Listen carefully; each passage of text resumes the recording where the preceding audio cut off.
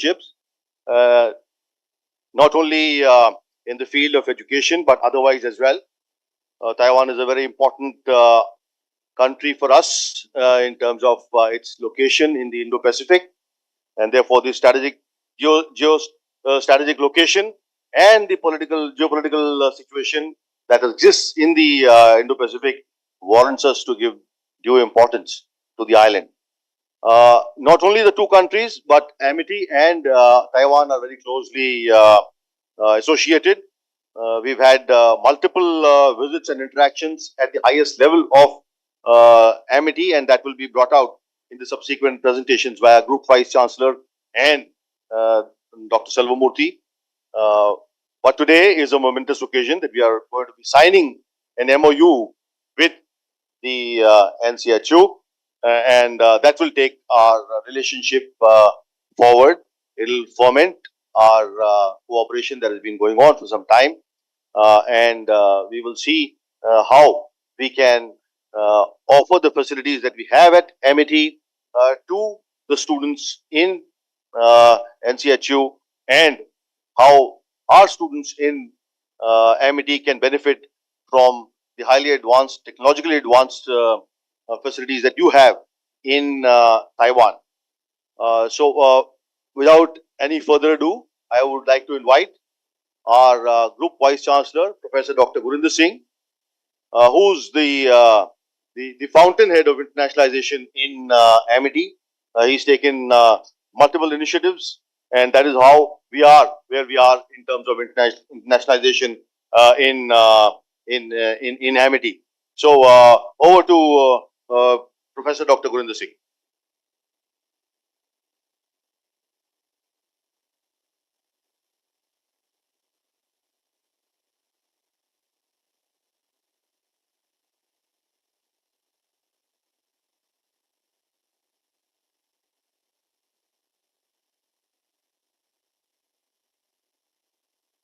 Indeed, a very historical day when two universities are meeting together.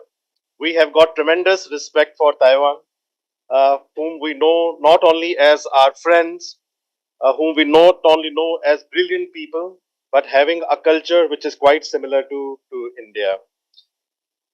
I'm giving a brief presentation to give you an overview that what MAT is all about, but very warm welcome to Professor Chai, Professor Wong, Professor Chen, Professor Shu Yan Chen, Professor Shiva Kumar, Ingat Sai, and our own person from Taiwanese Education Center, Ms. Shin Yung Chang. We feel so proud that what you are doing. We have with us a very distinguished scientist, Dr. Selvamurthy, who's the #1 scientist of India, has worked very closely with the President of India, Dr. Kalam, on behalf of our founder, Dr. Ashok K. Chauhan, who has actually conceived this idea that both Taiwan and India, they should come together. And we were amongst the very first few who were able to establish the center at MIT. And on behalf of our Chancellor, we have got 12 Vice Chancellors, 16 Director Generals. I can see some very senior colleagues who are sitting here. A very warm welcome to all of you. I got a chance to visit your university in 2011, and then in 2011 later, we created the Taiwanese Education Center at MIT. But just to give you a brief that what Taiwan and India, they stand together, we have got the same history. We have got the same roots, and we have got the same civilization. There have been three revolutions in the recent past. First was Industrial Revolution, second was the IT revolution, and the third was the knowledge revolution. And if you look at the IT revolution of the world, both Taiwan and India, they have considered and they have played a very, very important role. The charm is that we don't compete against each other. The Taiwan excels in hardware, and seeing is believing. We went with a delegation of about 12 people, which was led by our founder, Dr. Chauhan, who specifically nominated us that we should go. So I got a chance as a leader of this delegation to visit on behalf of India and on behalf of MIT to see that what exciting things Taiwan has been doing. And then Dr. Nutan Kaushik, I think, went on 2017 and she also visited your universities. But Taiwan excels in hardware, and we excel in software. And education is going to play the biggest role. I think that both what we have seen in Taiwanese universities, and you will find the quite similarity in the Indian universities, both MIT and most of the Taiwanese universities, they have got the similar philosophy. The founder of this university says that if India has to become a superpower, which it's going to be, today we are amongst the top 5 economies of the world, but very soon you will find that, as per the World Bank's report, by 2030 we'll be among the top 3, and by 2045 we'll be among the top 2. Education is going to play a very important role, and I think that both Taiwan and India have a very significant role if they come together. Before coming here, I was just checking out that how many scholars from India, especially from MIT, they are studying in Taiwan. 19 of our scholars, they are doing PhD at Taiwan, 2 in your university, right? On a 100% funded scholarship. And both myself and Dr. Silvamurthy were discussing that how we should be able now to bring both the universities much closer. One of our very senior scientists, Dr. Nutan Koshik, who's sitting here, we are going to sign today an agreement in the area of agriculture. She's one of the very distinguished scientists who has worked and taken many initiatives. So we'll explore this area. But at the same time, I was discussing with Rear Admiral Bhatnagar, who works very closely with our office, that what else we can do with you. I think that after establishing the Taiwanese Education Center, the idea was that we should be able to contribute, and we should become and make this center most successful one. Today, if we look back the last 9-10 years and what we have achieved, we have seen that we have become the best center, Taiwanese education center in India, where more than 500 students are right now studying Taiwanese Chinese. This is Madrid. And I think that which is a big source of motivation to our scholars who are doing it. But at the same time, we have also seen that large number of students from MIT, they have gone on projects. For example, in the area of nanotechnology and biotechnology, we have seen that quite a few of our scholars, they have gone and have spoken and became a part of your research team. We've also seen that somewhere about 85 research articles, and Dr. Suldavurthy's department is collecting the data. They have been published together with the MIT scientists and MIT business scholars and social scholars. And somewhere about 2,000 citations have come out of it. And now today we are further strengthening our area in the area in area of agriculture also. There's some photographs that how what we did in 2011. This was a signing ceremony where we started up our work. Then our visit to Taiwan, where we also visited your university. We met your vice chancellor. We met your president, and we took it further. I was just doing some research to find out that how Taiwan and MIT and India, they have similar history. So I found that almost similar Nobel Prizes have come here. So you will find that Mother Teresa got a Nobel Prize in 1979, and one of your leaders, Liu, got the Nobel Prize out also in 2010. So both they share similar kind of philosophy. Similarly, you will find that in medicine, we got a Nobel Prize where Hargobind Khurana got it. Whereas we found that in medicine, Taiwan is also very good, and they also got the Nobel Prize. Edmund Fisher got a Nobel Prize in 1992. Similarly, in literature, Rabindranath Tagore, he got a Nobel Prize in 1913. And we saw that Guo Zinglin also got in literature a similar kind of prize. Similarly, in chemistry, we got through Venkatraman Ramakrishna a Nobel Prize. And we saw that in 2008 and in 1986, two of your scholars, Professor Roger and Professor Lee, also got it. We got in physics through Professor C.V. Raman, and we see that two of your scholars, Professor Song and Professor Zhang, got in physics. So you will find that we have got a similar kind of history.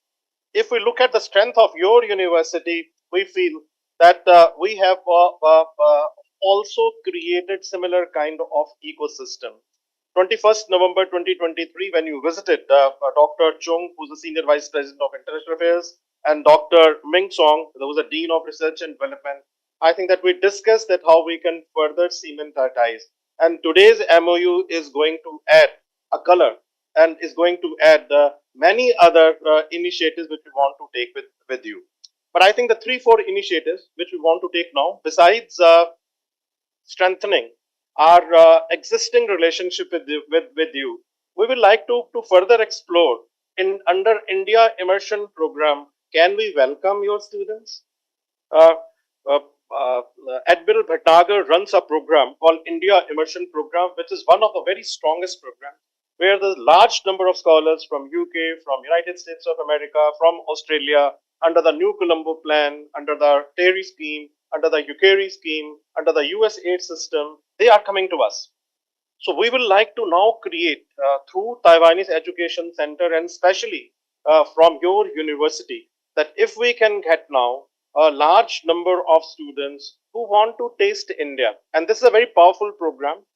We are doing about 15 days to 1 month long, where when the students are coming here, we are going to give them some few sessions in the classroom, but then they work very closely with the industry. And ladies and gentlemen, what we saw in Taiwan is that they work very closely with the industry. So they're all universities. They have got a very good association. When our delegation of 12 members strong delegation visited, we saw somewhere about 20 people from the industry coming and greeting us, talking about patents, talking about how they can commercialize the technology. And I think that that is an area which we want to learn from each other. By the way, MIT is also a university which has filed the highest number of patents. So we will like that through India Immersion Program, if we are able to make your students, your scholars, your faculty understand that what kind of ecosystem we are developing here. So that is one proposal which we like to explore further with you. Secondly, agriculture, we have already spoken, we are signing. We would like to create an action plan. Thirdly, we'd like to also understand that can we have a semester exchange? In the past, the data which is in front of me, 7 students have gone on semester exchange for the various universities. So the number is very small. We will like to create an action plan that in various areas where your university is specializing, can we send few students on a semester on the reciprocal basis.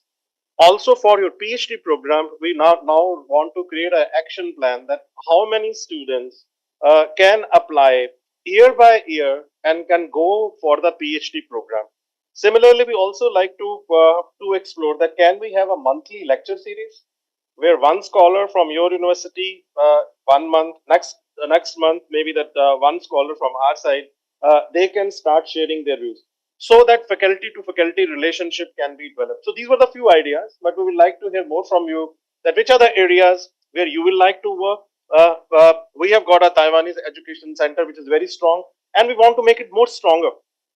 We want that besides only concentrating on language and literature, they should be able to bring lot of meaningful collaborations. And that's the reason that we have brought some of the very senior scientists from STIF and STIFA.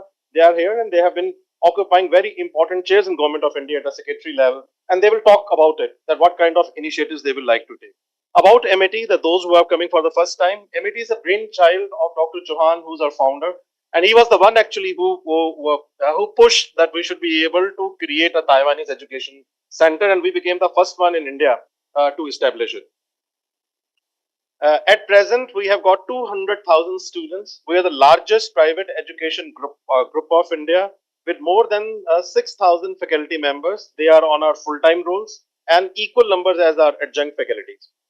We have got 12 universities, and again, the only university in India which has got 12 universities. We are in Noida, Gurugram, Greater Noida, Lucknow, Jaipur, Mumbai, Gwalior, Kolkata, Raipur, Patna, Mohali, and Bangalore. So the moment you sign an MOU with us, you become a household name in the entire India.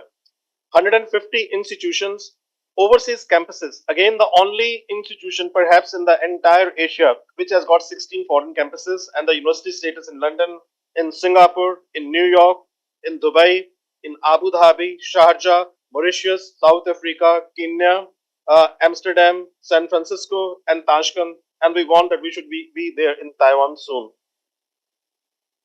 28 schools and preschools, 2,000 acres of campuses, 20 million square feet of buildings, 400 programs, more than 2,100 patents, 4,200 case studies, more than 400 ongoing research projects.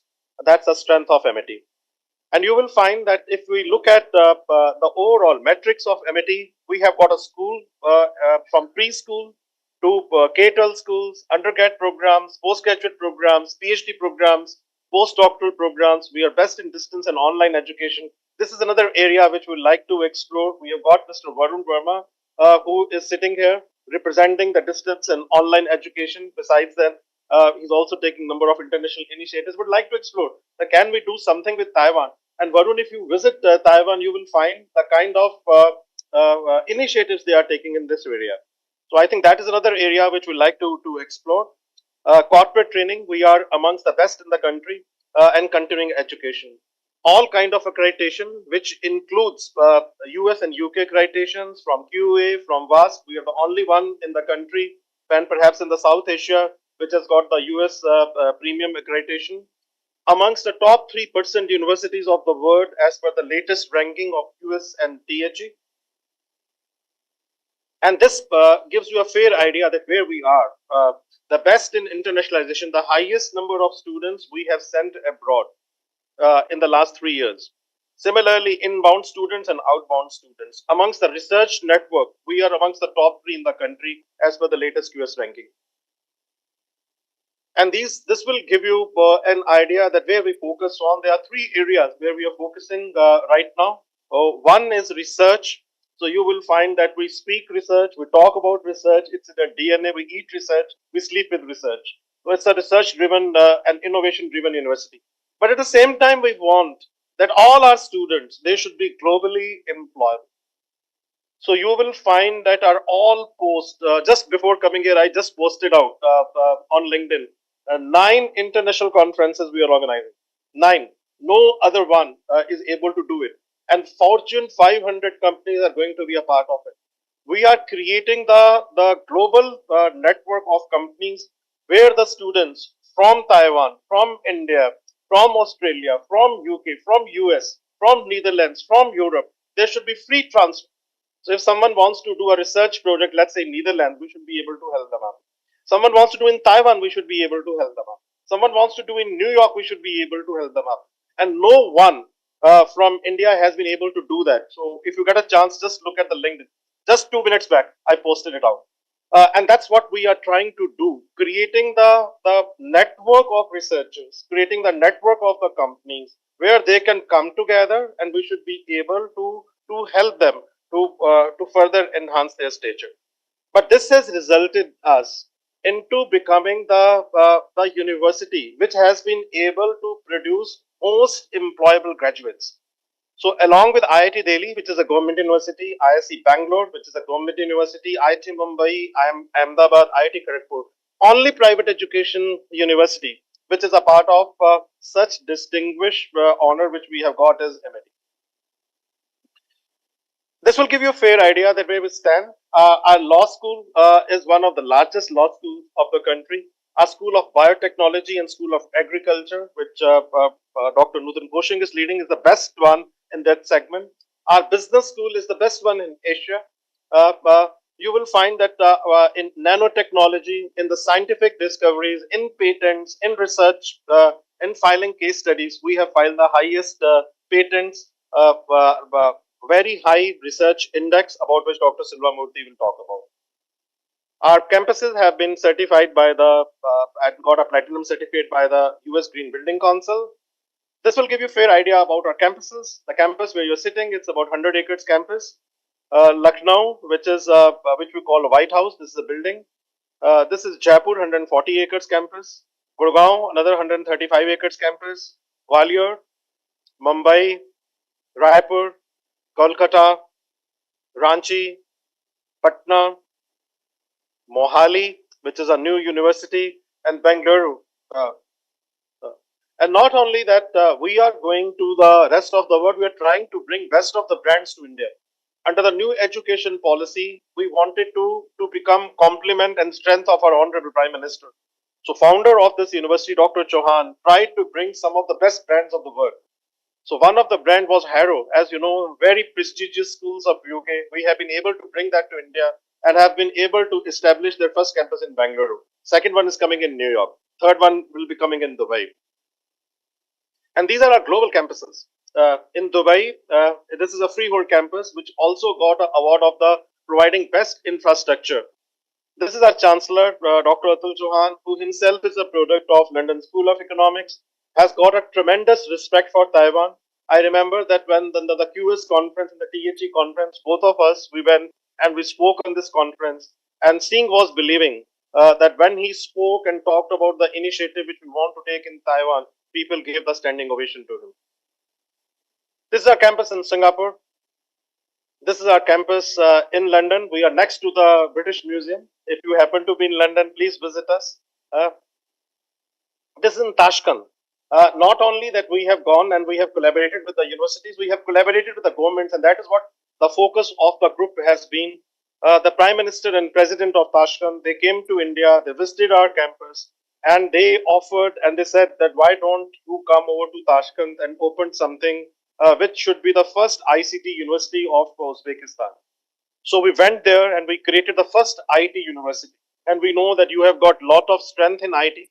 We like to explore that how we can strengthen this campus also through our linkages. This is MIT Mauritius. In Amsterdam, similar initiative we took in Netherlands, where the government invited us. The governor was here, and he invited us to become a part of the Netherlands. They provided us with the infrastructure, and we created a world-class education center there. This is our presence in South Africa, Abu Dhabi, New York, which was again 175 acres campus, which we acquired from St. John's University. And this is what we have done under the India Immersion Program, under the New Colombo Plan, US Aid Plan, Erasmus Plus Project, Ukrainian Turing Schemes, British Council. We have been able to welcome large number of students. Next time when you visit, we want to see a Taiwanese education center slide with large number of students. They are becoming a part of our ecosystem. Nobel Laureate Series, I think that this is one we do so that people should become the inspiration for our students. Would love to see some of the Nobel laureates from Taiwan on our lecture series also. 300 plus honorary professors, 7 of them they are from your country. A very strong e-network project which we do in Africa. About 80,000 students are a part of this project. We have created the best incubator, and where your strength is, you create companies, and that is what is the strength of MIT. We try to incubate companies. That's another area we like to explore. Number of programs, I think more than 500 programs which we offer, research centers across the globe, and which has resulted into our linkages with more than 500 companies. But we say that there is no university has a meaning if it is not having a human heart. Whatever we do it for the community, and that's the reason that this university offers free scholarships to 2,000 underprivileged girls and 1,000 underprivileged boys. The vision of the university is to have 35 universities in India, 100 campuses across the world, and next 1 year we're having a very strong presence in Taiwan. Such a privilege to welcome all of you. These are few photographs where you can see your university, where our people have gone. We are friends, but we want now that this friendship to further strengthen, both the universities should come together, and history is being created today. Many congratulations. It was such a pleasure to welcome you on behalf of MIT. Thank you so much.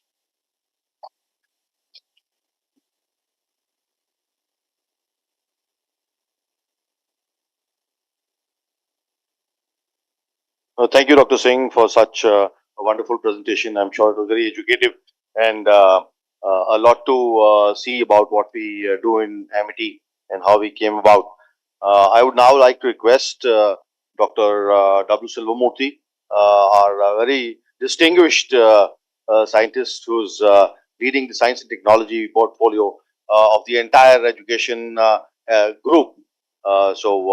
Without any further ado, may I request Dr. Silvamurthy to please address the gathering. Thank you, sir.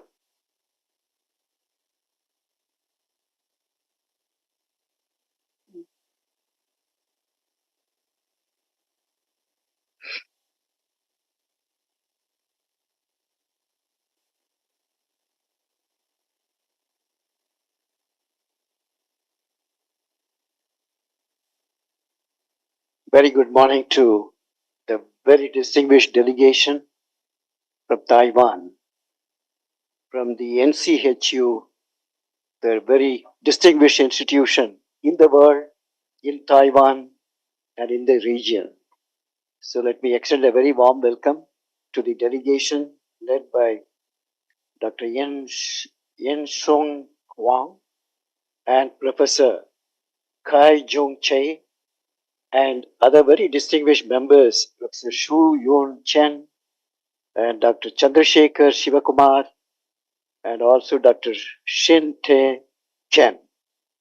We are also happy to have our own faculty here, the Taiwan Center, Amity Taiwan Center, Ms. Shim Yun Chen. So we are so happy today that this delegation is representing a great country with Taiwan and a country with which India wants to expand, deepen the relationship in many domains, in education, research, innovation, and also for global peace. So that is why your visit is today very, very important for us, for the country, as well as for Amity Group. That we are now looking at how do we build a strong partnership in academic, research, innovation for the betterment of the society as well as betterment of the humanity. So I welcome on behalf of Founder President Dr. Ashok K. Chauhan, the Chancellor Dr. Atul Chauhan, and also on behalf of everyone in Amity Group, Amity family, it's our pleasure to say a very, very warm welcome, Swagatam to India. Today, India-Taiwan relations is really looking at a newer expansions, exponential growth in many domains. So your visit is going to pave the way how Amity, Taiwan, and your university, the NCHU, can contribute together to this partnership between our two great countries. And also Amity is also contributing to developed India. India is now looking for next 25 years as a focus, Viksit Bharat, which means developed India to create a happy world. So that is the purpose with which India is moving ahead globally in creating that kind of strength in all domains, including economic strength, military strength, and also knowledge strength. So your visit here is yet another step towards contribution towards the Viksit Bharat, that developed India. Now, when I looked at your profile, Taiwan today is having a tremendous strength in electronics because the electronics hub, the world electronic hub is Taiwan.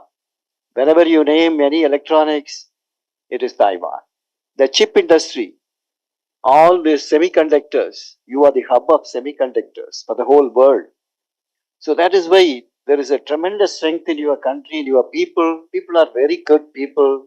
So that is why your visit is going to look at how do we build a long-lasting, sustainable partnership. And the NCHU, when I looked at your strength in research innovation, about which I'm going to talk about Amity's strength, but when I looked at your strength in applied sciences, BLSI, semiconductor, agriculture, agronomy, all this domain, I found your university ranks very high globally and in Taiwan. So it's really an honor for us to build the partnership today through this MOU, which we are going to sign today. There is a potential areas for collaboration are many. So Dr. Nutan has already, during her visit, initiated dialogue on the agriculture research. We have a strong agriculture and food vertical with which we will look at how do we build partnership. I will show some of those strengths which is available today in this domain. And we are also looking at areas like semiconductor. We have a strong applied science group, that's Sunita Ratan, who is here, that she represents applied sciences, which is physics, chemistry, mathematics, surface engineering, which you are talking about. And we have another Dr. B.K. Jain, who works on semiconductor. He came from solid state physics laboratory of DRDO, and he's a specialist, global expert in the field of semiconductor. So he is also here. We have a very strong group in VLSI, signal processing, VLSI. In fact, we had a recent conference on SPIN, which is including the signal processing and integrated network. So that is the conference which we held just a couple of weeks ago. So we have tremendous strength in these areas. So I will just give a glimpse of what we are doing together. So I extend a very warm welcome to the delegation. Let me say about the group, the founder president, Dr. Ashok Chauhan, whom you see here. He's a great visionary, entrepreneur, educationalist, researcher, innovator, and above all, a philanthropist and a good human being. So his vision is that we should create a happy, healthy, peaceful world, Vasudeva Kudumbakam, a global village, a global family. And that can happen through education, research, innovation, and philanthropy. So after 28 years of his service in Germany, he learned many things, the best culture, work ethos, philosophy, and then he brought that best of the best in Europe and Western countries to our country to build this Amity group. So the whole purpose of our education is to churn out the future global citizens who will be endowed with knowledge, including spiritual knowledge, strength, the skills including the soft skills, behavior, sanskars, values, resilience to face challenges in life. So that is the purpose of our education system, not just give degrees and also make them rich or make them successful in their career. How to be happy in life. So we are looking at the holistic development of a human being, the future global citizens. So that is the mandate of Amity Education Group, which is founded by Dr. Ashok Chauhan. It is now led by also the young, dynamic, charismatic leaders with whom you see here, Dr. Atul Chauhan, the president of our foundation and also chancellor of the Amity University, Uttar Pradesh. And he is also a product of London School of Economics and University College of London. So he has studied engineering as well as the management together. Similarly, Dr. Asim Chauhan is another, the chancellor and also the additional president of our foundation. He is a product of Wharton Business School. Mr. Amol Chauhan is the product of the Harvard. So the whole education group is led by such elite, highly educated luminaries who have got knowledge from across the globe and who is now guiding the whole education group. For us, the synergy, working with you people, people like you, like-minded people, that will lead to fruitful outcome, which in turn will create a change and make the world a better place to live. That is what the chancellor keeps telling. So you have already seen this. I'll just skip these slides. So in this New York campus, we are developing it as Amity Global Research Hub. Because Amity Group as such has a tremendous strength in research. So how do we bring synergy within as well as with this group, synergy outside, and consortium approach to build partnership with institutions like yours? So that is going to be the Amity Global Research Hub, where we are looking at sustainability as one vertical, Indian systems of medicine like yoga, Ayurveda, Siddha, Unani. So the scientific aspects of that. And then we are also looking at emerging technologies like artificial intelligence, data science, and also quantum technologies, semiconductor technologies. So all that we are looking in this particular campus as verticals.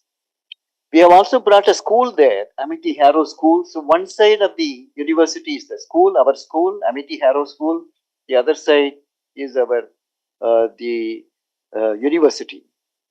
So just to give a glance about what we have achieved in the last about 2 decades in research innovation, we have published more than 35,000 research papers in journals of repute. That is one indicator of your research strength.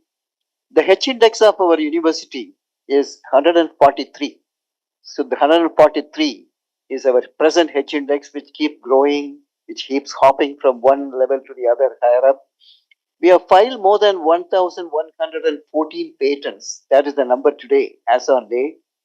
And we have been granted more than 350 patents. And many of them now are getting translated into a product, technology, or a process, or an advancement in science and technology. So this is how we are focusing on the research outcomes. So these patents are now getting monetized and commercialized. 30 technologies have been transferred to the industry, and we have today 200,000 students in our campuses, and also 10,000 faculties, 800,000 alumni across the globe. So that is our strength, Amiti's strength. So it's the Amity universe.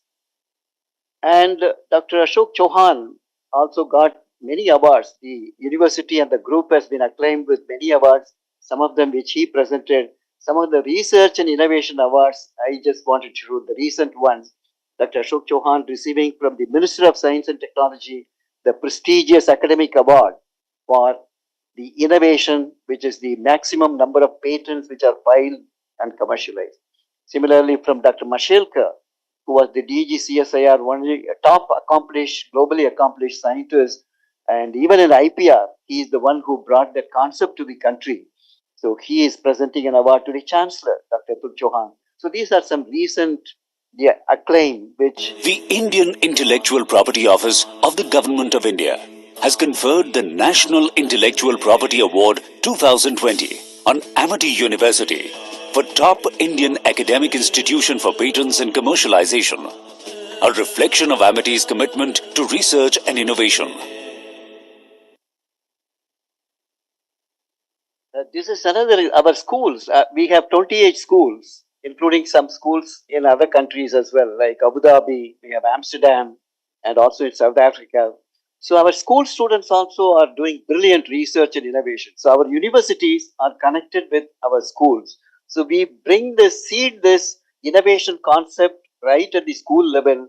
And here we see Suhani Chauhan receiving a President Award, which is one of the highest awards. Indian President of India presenting an award to Suhani for an agricultural vehicle. It's a multi-purpose vehicle which she has developed, which is a green vehicle which she has developed. So what we did for research, we created the right ecosystem. The processes we brought in, like we connected with all the stakeholders, the society, industry, laboratories, other laboratories, and also the various other universities and industry. Then we created an IPR protection cell, which files patents, copyright, trademark, and others. We created a technology transfer directorate.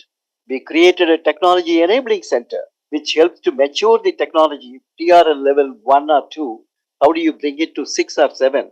So we created that kind of enabling mechanisms. So Amity Technology Enabling Center. Then we created entrepreneurship development because our students, we want them to be rich as well as successful. So to become rich, they have to become entrepreneur as well. Then we created the intellectual capital, both young, dynamic, enthusiastic group, blended with senior experienced people with wisdom. We brought them to our campus. So this really worked to bring the exponential growth for our universities.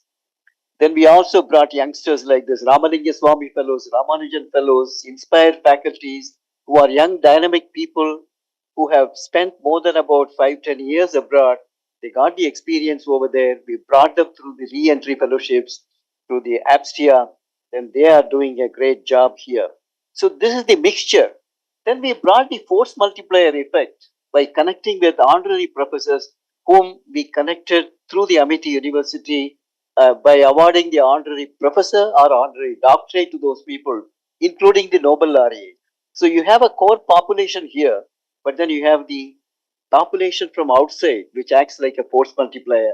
So we have shown some of them from Stanford, University of Cambridge, Brown, Cornell, Kyoto, Singapore, Canada, and many other universities, including those in Taiwan.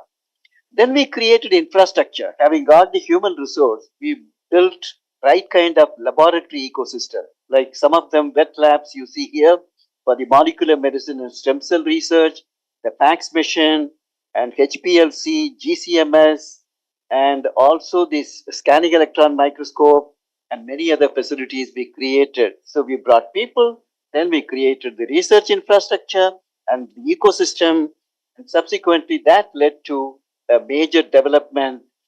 And we also focused on student research. Besides looking at the faculties, PhD scholars doing research, even at undergraduate level and postgraduate level, we encourage, motivate, bring people who have the aptitude for research right at that stage through the NTCC programs. Then we created a strong artificial intelligence center here with 10 petaflop capability computing in the first phase, and we are upgrading to 16 petaflop and even higher up. So this is that center which perhaps if you have time you will see them, and they are doing research in application of AI, artificial intelligence in agriculture, health, the defense.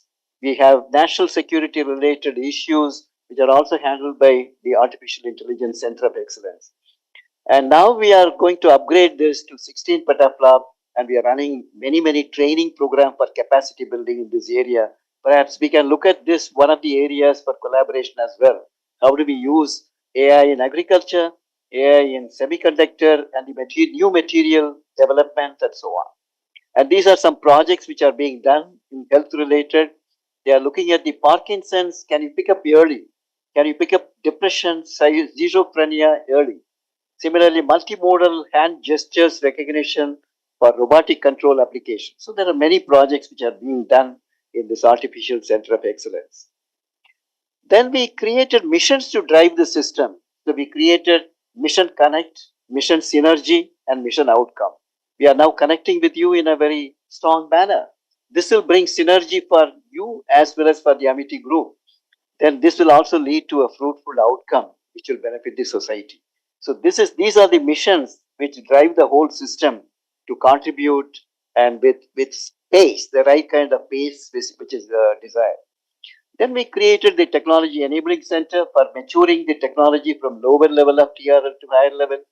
Then some of the people who want to incubate the technology, be it students or faculties, we encourage them to go to our incubator, and this has incubated more than 750 companies today. And the 90 startups which have come out of the portals of this incubator is doing extremely well. And we are also, our incubator is connected also internationally with Europe and USA and Asia, other Asian the incubators available. We also handhold through our Amity Venture Capital to invest. So we invest and also take equities, and this is how we do our handholding. Students, if you want to become entrepreneur, we groom them through that way. If they want to look for employment, so we prepare them for suitable for deployment in various jobs. So this is how the Amity is contributing for human resource development. These are some of the incubators who are doing extremely well, and some of them are, I hope that they will become unicorns soon. And then we connected with the industry, because industry partnership is very vital. I know that I'm conscious that I'm talking to a university which is having a very strong connectivity with the industries, and we have also made a modest contribution in this. We have brought industry to our campus, just as a first baby step. We have a Tata Technologies, which they have put established facilities for automobiles, aerospace, robotic manufacturing. Those facilities are manufactured by industry in our campus. Similarly, for rigs, KPMG, Picky, so we have a very strong connect. A Canadian company, Quansa, has established a facility for control theories. So such kind of collaborations we have started. We want to expand this. We want to bring more industries in all our campuses, so that will bring the industry connect in a very strong manner. Industry co-located in our campuses. Then these are some of the MOUs. Today we are going to increase this number from 296 to perhaps 297, that we will sign the MOUs. These are active MOUs, not that we sign the paper. We monitor the APSTIA, Amity Foundation for Science, Technology, Innovation Alliances, led by Dr. Our AK Singh, Dr. Neeraj Sharma. So also the SLT warriors. We monitor how these MOUs are performing. We have even created joint monitoring committee between now with your university, NCHU, as well as with Amity. We'll create a joint working group or steering committee which will drive the outcome. There will be a reviews, quarterly or half-yearly review, so that will keep the pressure on the outcome to be delivered.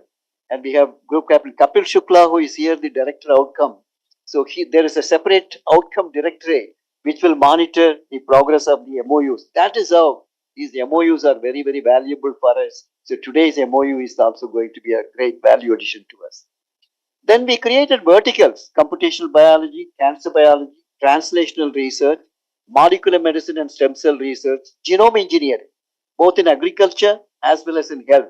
So we are using genome engineering, neuroscience, public health, click chemistry. First time in the country, we established a separate institute of click chemistry, drug design, ocean atmospheric, environmental sciences, and also Indian systems of medicine. Then we have a strong group of data science, nanotechnology, robotics, which I see some strength in your university as well.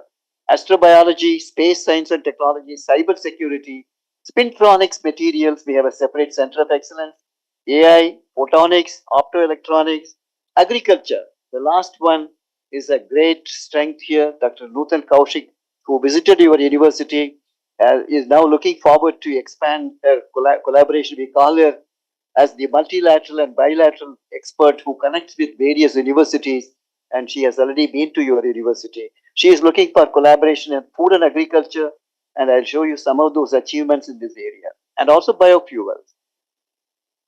Then we also do projects related to defense application because we have people like Alok Bhatnagar, we have General Gadio, and scientists, DRDO scientists like Dr. A.K. Singh, myself, who have come from the Defense Research and Development Organization. So we are also looking at how do we contribute to comprehensive national security. So we do projects related to that. So here AI-based identification of a person, if there is a big mob or a crowd, how do you spot the individual who is an antisocial element? By looking at the physiological parameters, the occluded vision, skeletal configuration, gestures, as well as the gait by which you will be able to say this is the individual. So through image processing, and you also have a tremendous strength in image processing. So we are using application of AI in the image processing and the identification of the personnel. Similarly, for maritime security, we can use the similar concept to identify a boat which carries an antisocial element, narcotics, or an arms and ammunition, which you can spot by the behavior of the boat as compared to the naval ships or merchant ships or even the big steamer. So this is how we use the AI platform for defense application. I just showed one example. Similarly, the US Department of Defense has established a big facility here. So we have DETRA, Defense Threat Reduction Agency, which has established a facility on nuclear security, $1.2 million investment they have done to create awareness, capacity building for the first responders. If there's a nuclear terrorism or a nuclear eventuality on the civilian sector, which you carry as a nuclear accident, how do you respond? So we do the capacity building through this nuclear security laboratory. And then in agriculture, we have a very strong agriculture, which is your strength as well. So we do a lot of research, right, from increasing the productivity per hectare. So using microbial technology. So we have found out a root endophyte, which is known as Piriforma indica, P. indica, which gives protection against the abiotic stress tolerance and also biotic stress tolerance to some of the pests. So this has now been transferred to 6 industries have taken the technology. One in Taiwan, we have transferred the technology to Sainon Corporation, and they paid 50,000 US dollars as the license fee, as well as 2% royalty for 10 years. So we have transferred to your country. We were fortunate to give this technology of agriculture. And then we have also now increasing the productivity by using the other means like biocontrol of plant disease and management, biofortification for zinc, and also the post-harvest management. We are giving a big focus because being a tropical country, we lose 20 to 30% of the agricultural produce through the climatic changes like humidity, high temperature. So we are looking at, we have developed a number of technologies, zero energy cooling chamber, and also AmiCool, another sensor for optimizing energy consumption in cold chamber, and also using the reversible blocking of ethylene receptors using MCP1. So these are some of the activities. We have a strong extension, and maybe she will expand when Dr. Nutan Kaushik makes some remarks. Then we are also trying to increase the income of the farmers because our farmers are small and marginal. About 90% of our farmers is small and marginal. It's an agrarian economy based country, which is we are getting about 15 to 18% GDP coming from agriculture sector, and 50% people employed directly or indirectly in the agriculture sector. So that is why the research in agriculture is important for us. So to double the income of the farmers, what we do, we put the photovoltaic. You see here, photovoltaic in the agricultural field. You cultivate crops on the ground, erect the pole, put the photovoltaic, and you harness the solar energy. So this is how you double the income of the farmers. So this we are now replicating in many places. Then we also do the water purification and environment management. We have the herbal garden established of the exotic herbs like Withania somnifera, Asparagus racemosus, Ossimum sanctum, like this very important herbs which are used in many of our herbal the medicines that we are using this using the herbal garden which we established. Then we also have a strong phytochemistry group which looks into the extraction, profiling, chemoprofiling of the species identification, quality control of the raw materials. So we do many research related to the herbal medicine as one of the verticals. Then we have a strong cancer biology group where we are not looking only at the cancer cell, but we are looking at the cancer stem cell, which is responsible for the recurrence after surgical removal, chemotherapy, radiotherapy. The cancer comes back because you still have the cancer stem cell. So we are now attacking the cancer stem cell by one of the research being done is on the triple conjugate, a known anti-tumor agent, curcumin, and also folate. Folate gives the signature of the cancer stem cell, and curcumin tones down the adverse side effects of the anti-tumor agent and also sensitizes the cancer stem cell membrane to take the conjugate in. So we are now at a very advanced stage of preclinical trials being completed. We'll get into phase 1. So this is another research on cancer. We have a very strong group. Then these are some of the other areas. I'll take one of them here. We work on hydrogel, nano hydrogels for wound healing, diabetic wound healing, for deep wound healing, for sustained release of the drugs. So we are using this nano hydrogels developed through click chemistry. Then we have natural L-DOPA instead of the synthetic one. So we work on neurodegenerative diseases. AI application. We have developed an AI platform, and we are also working with Baylor College of Medicine in US on a platform which looks at how do you downstream the potential candidates for vaccine and arrive at the ones which could be successful and also has less side effect. So this is done through the AI platform using bioinformatics, which we have developed this. Now it is available for the pharmaceutical industry to use it. Then for image processing, again, we are using for X-rays, whether it is inflammation, infection, or it is cancer. So we look at whether it's malignant or it's benign. All this can be easily diagnosed at early stage itself by using AI platform. So this is one area. Then we are also having a strong group on polymer nanocomposites, which we use for sensor development. I'll just give a glimpse and run through. So we have projects with Austria. A project is being done on pyroelectric ceramic based, the mid-IR sensor for intruder detection for sensor development. And we are doing a project on the runway. If there is a foreign body available, even small foreign body, how do you detect using image processing and then pick it up and clear this on the runway? We have also a strength in phase change materials, because I saw your material strength, material science strength. So we have a phase change material for soldiers who go to high mountains. We have to heat up the palm to reduce the frostbite incidents, cold injuries. So we have developed such kind of gloves which they can wear, which will prevent the frostbite in the extremities. I'll just complete this. This is for the PCB development, rapid prototyping of the PCB, and improving the efficiency of photovoltaic cell is another area. This is simple water purification using silver nano based water purification, because in villages you have to depend on the water bodies for drinking water. It could be a well water, it could be a hand pump water.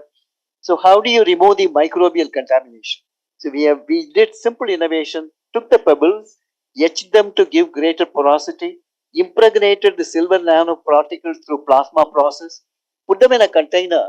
So you keep dipping it in the water which you want to drink. Just keep dipping it for 2 minutes. which is the minimum retention time required to kill the microbes or the pathogens in the water. Then the demicrobial contamination is removed by using this process. Then we have herbal-based mosquito repellent. From wastewater, we are generating electricity. And also clean the same with the same electricity, you clean the water. This is another project which is successful. We have transferred to Deccan Waters, which deals with the STPs for cleaning the water. We have a strong space science and technology group where we want to strengthen this area, because our ISRO, Indian Space Research Organization, is a very strong group. We are developing launch vehicles, satellites, and also the services through satellites and various missions like lunar mission. We had the Chandrayaan lunar mission 3, which had a soft landing on the southern part of the moon. So we have created also a very strong group here in Amity University, where we are building a CubeSat, 4 CubeSat, where we are putting the sensor for atmospheric science, and also we have ground station, which receives the data. We use it for various image processing for agriculture. Can you identify a field affected with wheat field affected with the rust disease? So we were able to look at through the infrared imaging, distance imaging. Then we have a Amity Dubai ground station. A big ground station has been created. These are some of the technologies which have been transferred. 30 technologies have already been transferred. And some of our people are fellows of Royal Society of Chemistry, Royal Society of Biology, and about 40 of our faculties are in top 2% scientists globally, as judged by the Stanford survey. So some of them are here, like Nutan Kaushik, who has got the recent fellowships, the Royal Society of Chemistry and Royal Society of Biology fellowships. Now, the final message I would like to give is these are some potential areas for research collaboration. We can do joint projects. There is a bilateral scheme between India and Taiwan. So we can look at bilateral research schemes, and also the multilateral research schemes in which Taiwan can become a consortium partner. So one is we are looking at an R&D projects and generate joint publication, joint patent. We have already begun this relationship, but we can expand this and deepen this relationship. Mentoring of PhD scholars. So you can be a co-guide from your university or our PhD scholars in the area of mutual interest, be it in film, agronomy, agriculture, or in material science, any other domain in which you are interested. We can have guide here, co-guide there. Similarly, our faculties can be a co-supervisor for your PhD scholars. Your guide, their main guide, and co-guide from here. So this is another joint mentoring of PhD scholars. The third one is the PG dissertation, postgraduate dissertation. Our scholars go for 6 months and they dedicate 20 hours in a day to do research. So you can look at that population of MTech, MSc, master students to spend 6 months with you, do a very intense research, come out with joint patents, publications, maybe even a product or a technology. Then student internship. Some of our students go for short-term internship, 6 weeks, 3 months, or even 6 months. So we can have student internship, student exchange, incubation, and some of them may decide to stay back with you after some time. After having got an experience of your university, they can continue to do their masters or even doctoral program over there. Then incubation connectivity, our incubator, your strong incubator, industry connect. How do we bring each model, learn from best practices of each of the incubator possibility? Then also the joint degree programs, because the national education policy today has given so much flexibility. We can have even our education center, Taiwan Education Center can become Taiwan Education and Research Center or Innovation Center. So all this possibility exists. So I thought there is a tremendous potential exists. Finally, the concluding slide is from my message from my founder president. Our founder president, Dr. Ashok Chauhan says, and I can say with pride that my scientists, my researchers move with this confidence that they will do wonders. They will add to the growth of the nation. And this will help making India not only a knowledge superpower, but also a general superpower. So, unquote. So with this message, I welcome you all once again. And I'm sure that you will have a very fruitful stay here, even though it's very warm. We will keep cool and we will bring all the coolness in our collaboration and the success, the MOU which we are going to sign today. I pray God that the fruitful outcome will come through this MOU which is going to be signed, which will help both Taiwan as well as India for the betterment of the world. Thank you so much.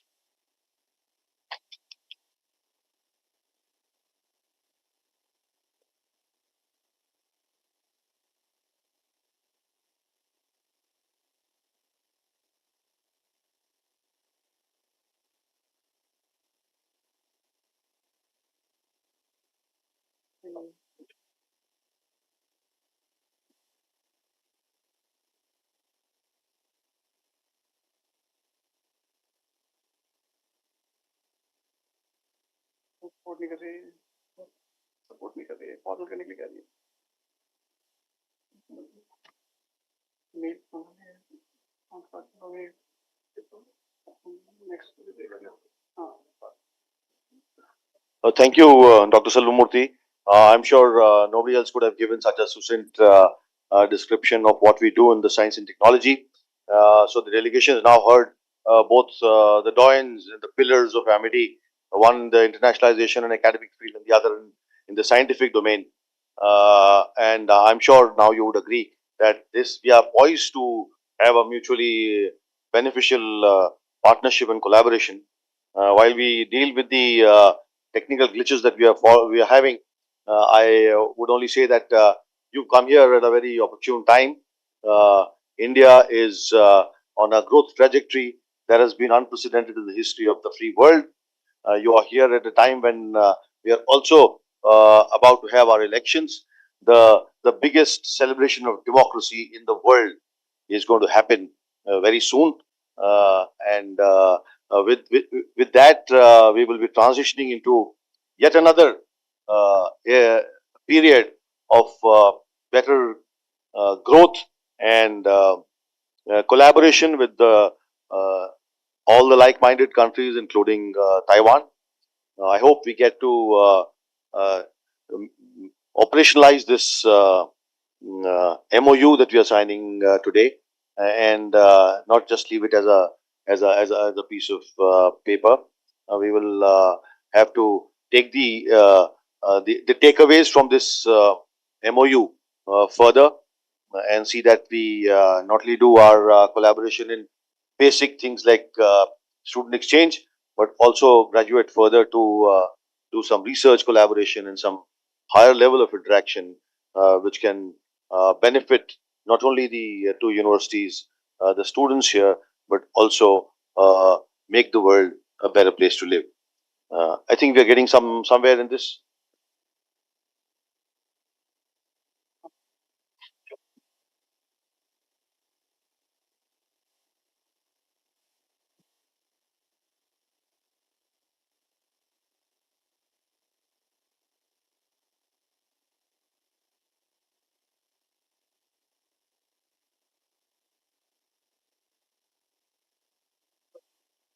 करना पड़ेगा share करते हुए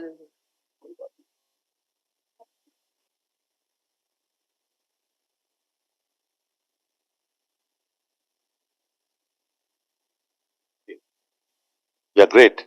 So we are on track now, and I'll request now Ms. Chi, the Vice President of International Affairs at NCHU, to please give us a small brief on the university and also talk about the collaboration that we can have. Over to you, Ms. Chi.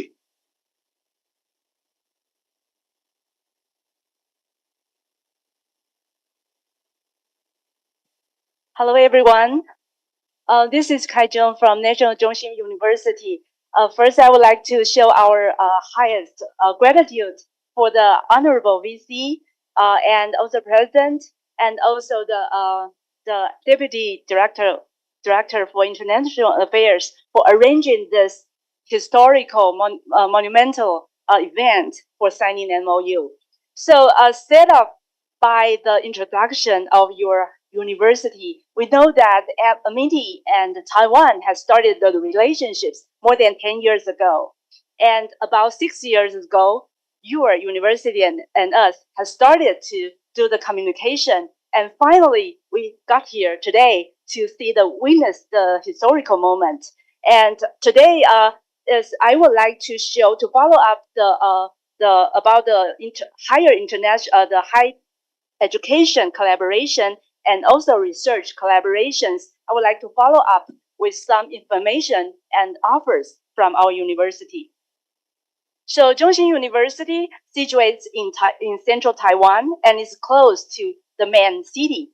And we have beautiful scenes and also cultures, very diversified. And also we are close to the Science Industrial Park. So it's a good place for study and also doing research. And we started, our university is the oldest college in Taiwan. And we have 2 campuses and 4 forest stations, and also 4 medical teaching hospitals and 1 vet hospital. And also, so far we have about 800 students, international students, about count for 6% overall. And we are ready to receive more students in the future. So our university started with the agriculture and agronomy, and then grow into a comprehensive university. So, and to science, engineering, liberal arts, life science, medicine, management, law and politics, innovation and industry liaison, and EE and computer science, cultural economy, and medicine. So you've seen a lot of overlaps between our 2 universities.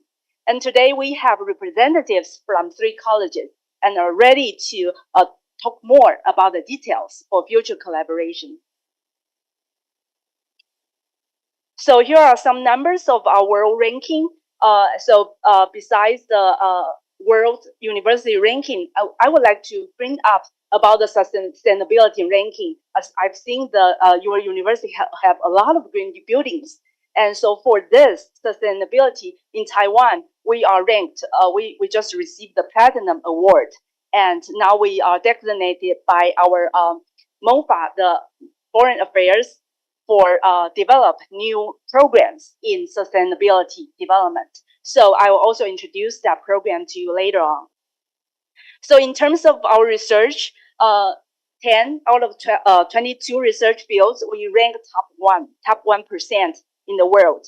And so the best are so far are the plant animal science, agriculture science, and environmental ecology. But as you've seen from the left panel, our engineering and EE's material sciences are also rising up in the country. So to bring our research into an excellent stage, now we have 4 key research areas. From agriculture and biotechnology, we have several centers, and also sustainable engineering and system informatics, and also smart applications, which each of those can echo back to what the president just showed us about your key research topics. And we can see a lot of mapping between those. So in short, our university ranked top in central Taiwan, and we are the first tier of higher education in Taiwan, and we are lead a system of 11 universities in Taiwan. So in terms of our international collaborations, we have more than 400 partner universities across 48 countries, and half of those are from Asia. And so far, we have 15 Indian partners, including your STM University. So those are where our partner universities are. So like this time, we really are pleased to be able to expand our collaborations in New Delhi areas. And we are really impressed by your school systems, and we look forward to future collaboration in different aspects. So we work with universities in the world, and each college will have their main featured university to work with for dual degrees. So this is one thing we can do. If we can match the colleges of both common interests, we can develop more into this dual degree system. And there are several types of dual degree modules. For example, like 3+S, those are for undergrad and doing the senior years research in one university. and or 3+1+1, that is the bachelor degree, march on to the master degrees. Or for undergrad, 2+2, or for master, 1+1, or so vet school is 2+ several years in another universities. So we can discuss more about the common needs and develop our own type of these dual degree modules.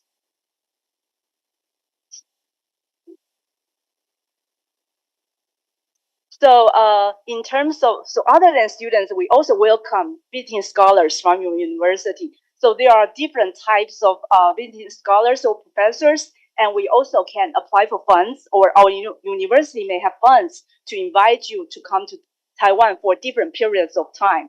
And this can facilitate collaborations on higher educations or research. So for students' chance in study at NCHU, we have more than 400 international students and from different countries. And so far, India, we have like 12%. And consider how big your universities are. We actually can receive more and expect more of that. And so far, the most students come to NCHU study agriculture, and that is because our university is strongest in agriculture in Taiwan. But we are the other colleges, other fields are also very interested in international collaboration. So those numbers will increase up very soon. So for students, opportunities other than the regular course taking exchange programs, we also welcome students to do a lab exchange. And this is for doing research. So students can come to pick one lab and do 3 months to 1 year of research. And that really echo what the president just said, that we can collaborate on students co-advising. And also we have summer programs. So each year, different colleges will host their own summer programs. And this is examples from last year. And so we have like liberal arts and law and politics and humanities, social science, and also engineering. Those are from last year. And the theme could change every year. So that is really to echo what is most concerned in our modern world. And once the information is released, we will share with you. So we also have internships in our university. So those are some funds from our government. We welcome students to explore Taiwan, and this is kind of similar to immersion programs like this. And also we have internship programs for science and technology. So also students coming to NCHU can take free language courses. We have Chinese language centers, so they will continue with the Chinese Mandarin learning in our university. So far we are developing 2 special programs. One is funded by Ministry of Foreign Affairs, and our university is picked as the one to do the green energy and sustainable development. And this is new and will open for application very soon. So students, they have focus area in this field, and also the funding is by the government. So it's totally free for students, and students can take lectures, activities, and also explore cultures in Taiwan, and also in language learning. And we will allot about 3 to 4 students for our partner university. So I would like to share this information with you. And other than that, we also have this called Intense program, and those are for master degree programs and specified in STEM, finance, or semiconductors. So if your students are interested to come to Taiwan to learn about more advanced technology, and especially to work with the industry in Taiwan, this is a chance that they can come to Taiwan and then stay in Taiwan for like 1 or 2 years to know more about this industry, the current status. So For India, there are two programs that are open. One is industrial and smart technology, and the other is semiconductors. So the application will all be open very soon as well. So we'll share with you once it's available. So, and this is all because TSMC is now like established several companies around the world, and there's a very high need to cultivate talents in this field. So our university were also requested by them to work together to offer special programs for different countries. So in that, we can also develop special ones if you have some interest. And before that, we also already designed a short 2 weeks programs or 2 to 4 weeks programs. So students can take courses and have hands-on training on campus and also visit TSMC. The new training center is actually in the same city as our university. Okay. So I guess I'll just stop here and we can have more conversation afterwards on specific fields. Thank you all for coming for today. Thank you. Thank you very much, Dr. Chi, for this very informative and educative presentation. We will now move on to introduction by the visiting delegation. We will request you to please give the areas of your interest and what all you would like to do with us, how you would like to collaborate with Amity. So over to you, please.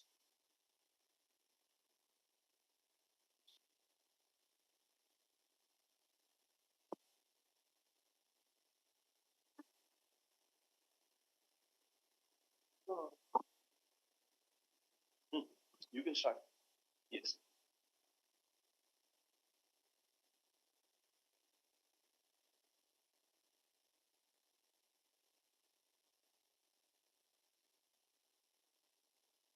Our dear group vice chancellors and also the Professor Selvan Murthy's and other distinguished members of the Amity University. My name is Huang. Okay, I'm from the College of Electrical and Computer Science Engineering and the Department of Electrical Engineering. Okay, so I'm actually working on the IC design. Okay, integrated circuit designs. Okay.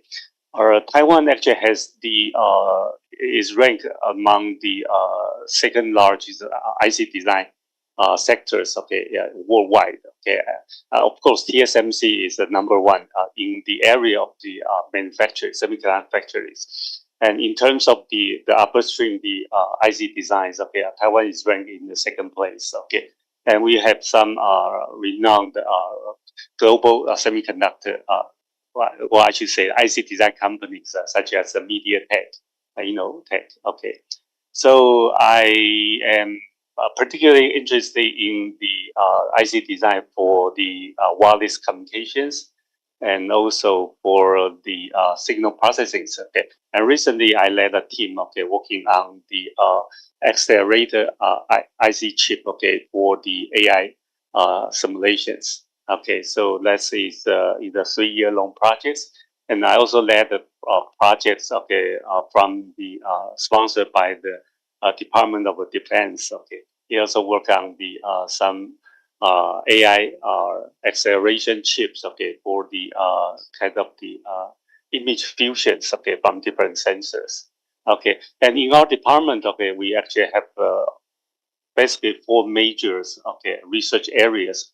One is in the communication and also the computer architectures. Okay, and the other one is the control and robotics. And the third one is the semiconductor and also the optoelectronics. Okay, and the last one is the IC and the system designs. Okay, so in our department, we actually have 6 IEEE fellows. And we also have 2, we call it the Yushan Scholar.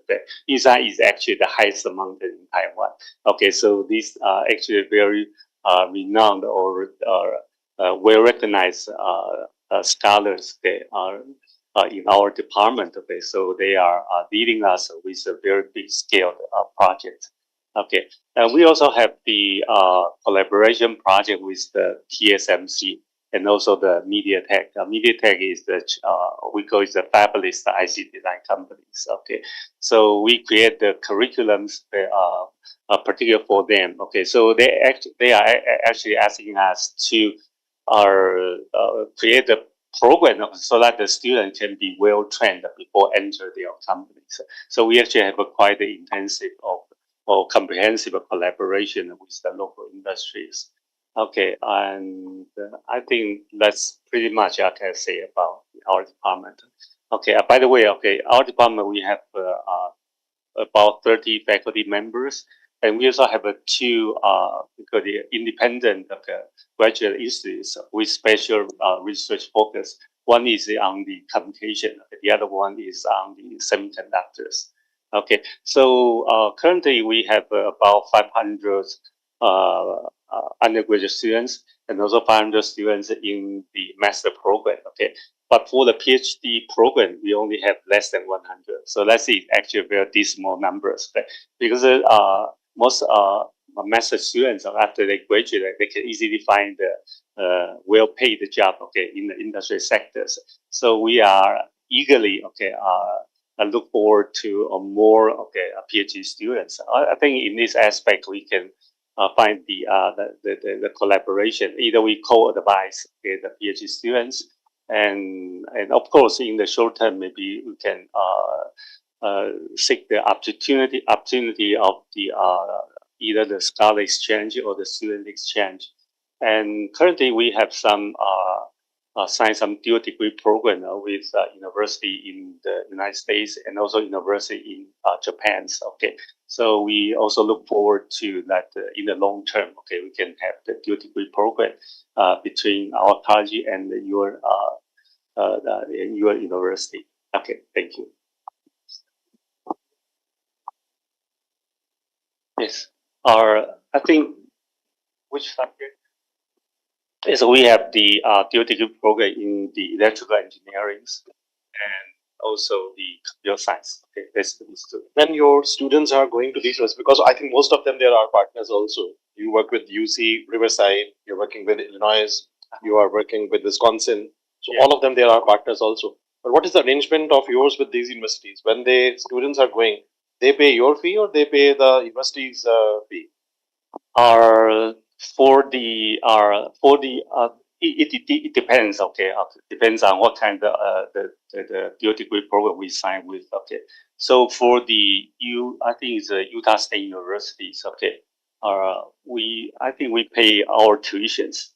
Okay, so then we can study spend 1 or 2 years in the Utah State University, then get a degree. So they pay fee the fee of Taiwanese university.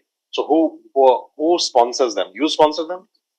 Yes, our university have some funding to sponsor them. Okay, Right. but for details, I think maybe the Dr. Chi is the person to answer this. Okay, so for dual degree programs, it really depends on the MOU. So for different university, we have different arrangements, and sometimes we pay our tuition for our home university without paying the others, and we offer tuition for scholarship for our student, and also we offer a scholarship for the incoming students. So those are possible, but for some like American university, they request us to pay their tuition. So it really depends. So you absorb that. You absorb that cost. So let's say 50 students from MIT they are coming, and then you are sending them to UC or Illinois or Wisconsin. Mm-hmm. So they will pay you the local fee, and you will absorb the. Oh, okay. So like for different university, different. Like for Utah State, our student only pay the living expense without the tuition. But for other like UC Davis, we have to pay their tuition. And but for some cases, our university will offer student scholarship to cover their. Right. So if we can get these details, because I think large number of students from India will be interested. Because rather than going to US, they will like then to come to Taiwan, right, and then do the first part there, and then go to US universities if it becomes cheaper. So maybe we'll work on it. We'll create a matrix. which university, which program, what is the fee, how many students you can take? Is there any maximum capping on the students you take from India?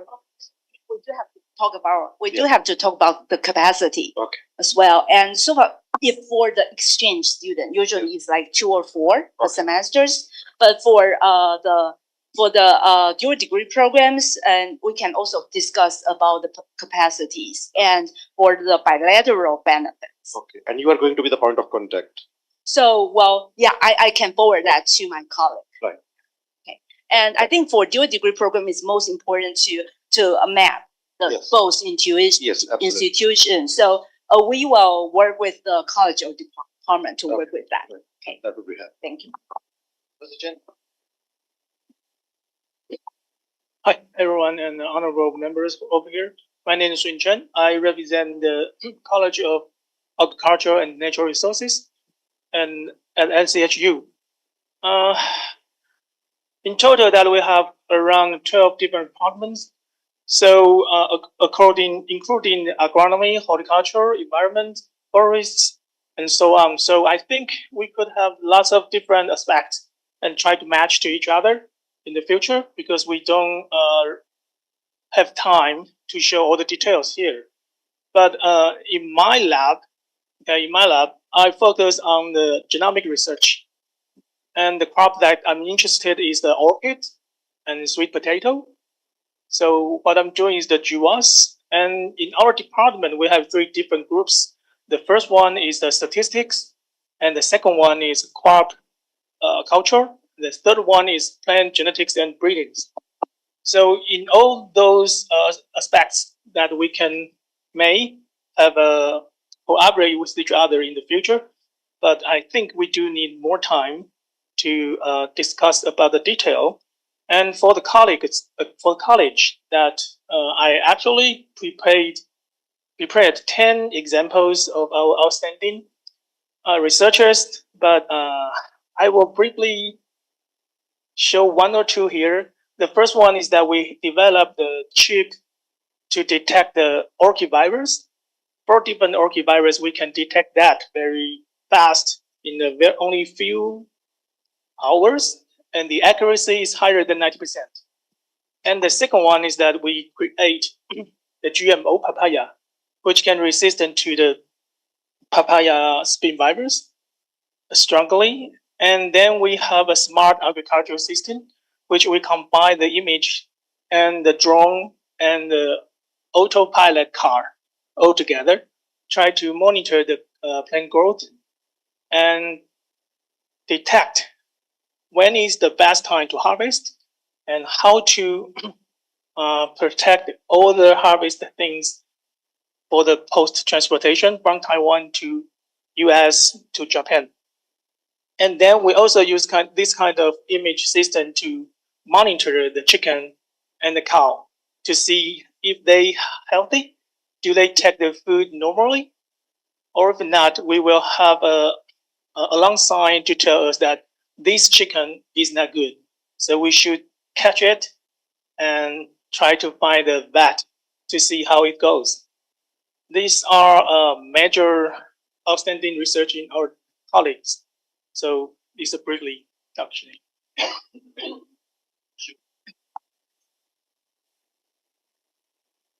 Hello everyone, I am Chandrasekhar Shivakumar.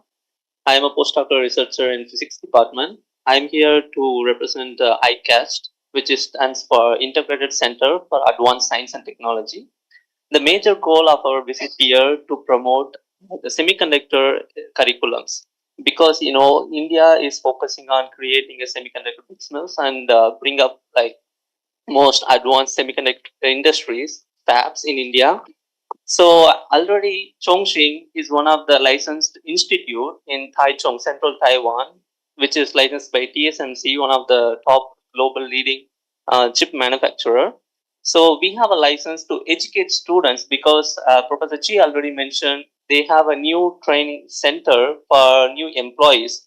So the unique facility what we have in our center is usually, for graduates who join the industry, they actually read and train courses in the graduate level. But interestingly, in our center, we start and we held courses for undergraduates from undergraduate program. So it starts from very basics training, like what is clean room, and because we have a facility and licensed one. So we start with the basic fabrication characterization techniques, and we train them. So like 3 plus 3 hours courses, like 3 hour lecture and 3 hour hands-on training, and so on. So we have several courses like that, and we were also asked to conduct some specific courses, like for example, because we have tied up with not only TSMC, we have tied up with ASML, who is the leading manufacturer for photolithography and advanced lithographic techniques, and we have tied up with Synopsys, who is the leading technological experts in the fabrication of IC designs and simulation packages. So for these specific industries, they need a specific expertise from students. So they want to train them in a very specific topics, like example, like lithography techniques and designing. So we do train the students for this specific classes. So this is the main purpose of our visit. So if Indian students like Amity students are interested to learn that kind of expertise and education, we are happy to do that. So that's the main purpose of our visit. Yeah, maybe later we will share more information about those courses in detail. Yeah, thank you.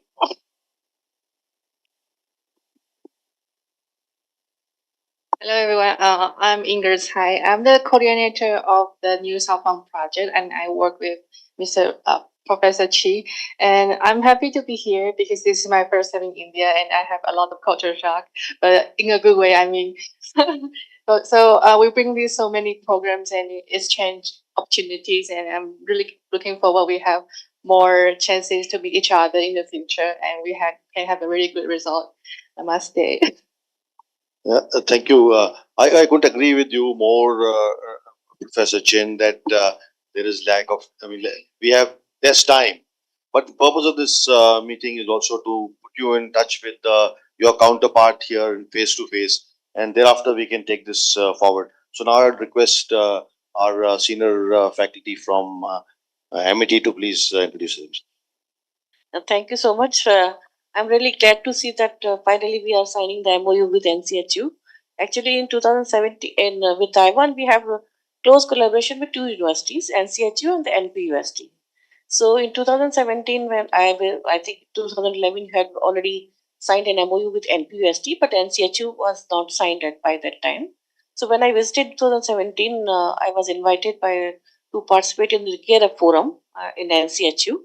And after this 2 days conference, we had we had presented the framework of the broad framework of the MOU, how the MOU should look like, and we discussed everything. And then later on, 2018, JT Yang with few faculty, they visited MIT University, and later in 2021, this Professor Chen, Moomin Chen, who was international affairs, he was heading the international OIA at that time. So he also visited, I think you remember, sir, he came to STIP conference hall with few of the professors, and we have made there were few presentation, and we also discussed the possibility of the summer internship also. But the problem which we face with the summer internship are the timings. Our semester break is from June to July, while yours is July to August. So those timing did not match. Though we tried to send few students for the summer internship, but we could not because of this timings. So these were some problems we face with the summer internships. Maybe the semester abroad could be one of the best possibility where we can work together.